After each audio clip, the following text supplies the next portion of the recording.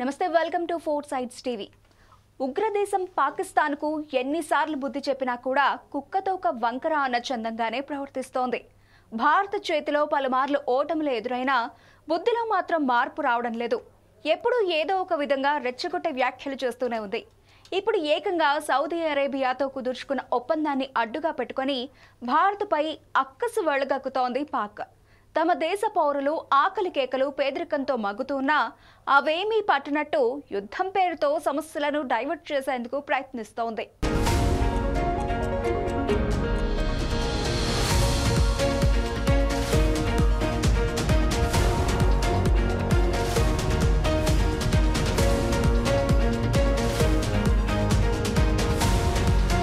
ఇకపోతే తాజాగా Pak defence minister Khawaja Asif సంచలన కామెంట్స్ చేశారు.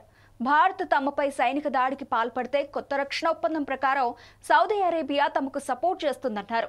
రియాద్లో పాకిస్తాన్ సౌదీ అరేబియాల మధ్య డీల్ ప్రకారం నూతన భద్రతా ఒప్పందం అనేది ఇరు దేశాల మధ్య సైనిక సహకారాన్ని కొత్త శిఖరాలకు చేర్చిందని పేర్కొన్నారు. ఈ ఒప్పందం ప్రకారం ఏ ఒక్క దేశంపై దాడి జరిగినా అది రెండు దేశాలపై జరిగిన దాడిగా పరిగణిస్తారని ఖవాజా స్పష్టం చేశాడు.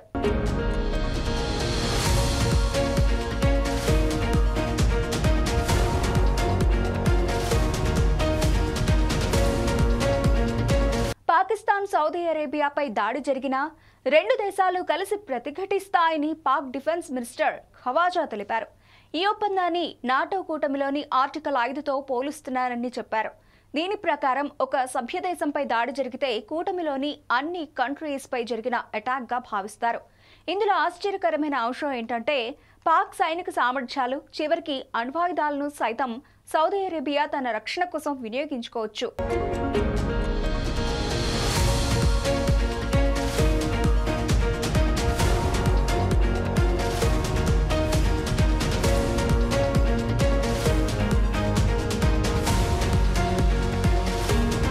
మరోవైపు ఈ ఒప్పందం అనేది భారత్కు కొత్త సవాల్ విసురుతోందని అంతర్జాతీయ నిపుణులు భావిస్తున్నారు.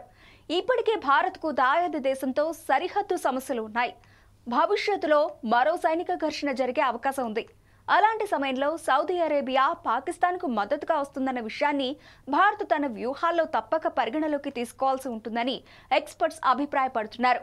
అమెరికాపై భద్రతాపరంగా ఆధారపడడాన్ని తగ్గించుకునేందుకే సౌదీ అరేబియా ఇలాంటి ఒప్పందాలు చేసుకుంటోందని, ఇది పాక్ ను బలోపేతం చేస్తుందనే అభిప్రాయాన్ని వ్యక్తం చేస్తున్నారు. ఇకపోతే మరోసారి పాక్ వక్రబుద్ధి బయటపడిందనే చెప్పాలి. సౌదీతో డీల్ అనంతరం తామేదో గొప్ప విజయం సాధించినట్టుగా ఫీల్ అవుతోంది పాక్.